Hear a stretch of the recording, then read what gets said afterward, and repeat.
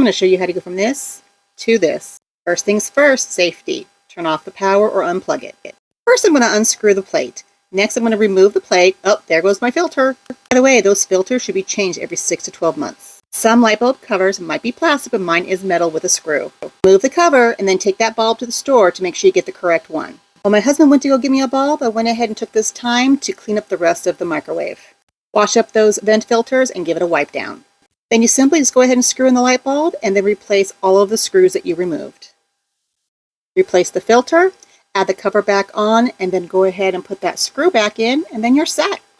I also reassembled the vent filters, gave it a good wipe down, plugged it back in, and then you're all set. Yes, it's that easy to change your microwave light bulb.